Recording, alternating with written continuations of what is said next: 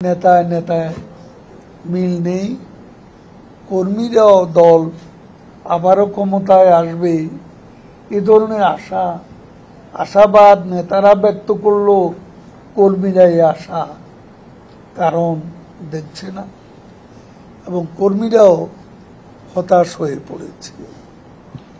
তো এখানে আমরা পজিটিভ রাজনীতি করতে চাই। আমরা চাই একদিকে দেশে যে আজকে বিশ্ব রাজনীতির বিশ্ব অর্থনৈতিক সংকটের যে প্রভাব প্রতিক্রিয়া, সেখানে বাংলাদেশে যে প্রতিক্রিয়া, এখানে যে সংকট আমাদের উপর বর্তেছে, এই সংকট থেকে আমাদের জনগণকে পরিত্রাণ দেওয়ার জন্য আমার এবং এই সংকট সাময়িক হলেও এই সংকট দূর করার জন্য আমাদের কিছু বাস্তবমুখী কর্মসূচি নিতে হবে এবং আমাদের উন্নয়নের যে ধারা, দেশে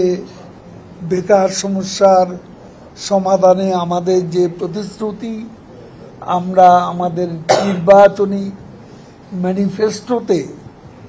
আমরা জনগণকে যে প্রতিশ্রুতি দিয়েছি, প্রমিস অনুযায়ী আমাদেরকে ডেলিভার করতে হবে। এই ডেলিভার করার জন্য আজকে আমরা সামগ্রিকভাবে দলকে সুসংগঠিত করার তাগিদ আমাদের নেত্রী দিয়েছেন। আমরা সেভাবেই দলকে আমরা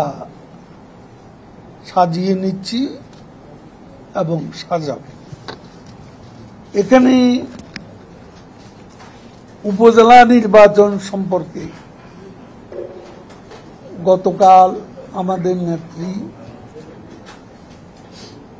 তার আগে আমি যেসব বক্তব্য রেখেছি, অনেকেই ভেবেছিল বোধহয় এটা আমি নিজেই নেত্রীর নামে বলে বেড়াচ্ছি, কিন্তু গতকাল নেত্রী নিজেই খোলাসা করে বলেছেন, স্বজন বলতে তিনি সুনির্দিষ্টভাবে, স্বজন বলতে সন্তান, স্ত্রী, সন্তান, এ দুটা শব্দ তিনি গতকাল সকালে এবং রাতের সভায় তিনি খোলাসা করেছেন এবং সেখানে কোনো প্রকার হস্তক্ষেপ, প্রভাব বিস্তার যেন এমপিদের সাথে সভায় তিনি বলেছেন কোনো প্রকার প্রভাব বিস্তার করা যাবে না, প্রশাসনকে প্রভাবিত করা যাবে না, নির্বাচনকে প্রভাবিত করা যাবে না, সে কথা তিনি পরিষ্কারভাবে বলেছেন এবং তার গাইডলাইন্স অনুযায়ী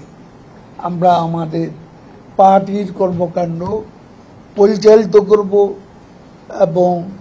উপজেলা নির্বাচনের ব্যাপারেও আমাদের নেত্রীর সিদ্ধান্ত, গাইডলাইন্স অনুযায়ী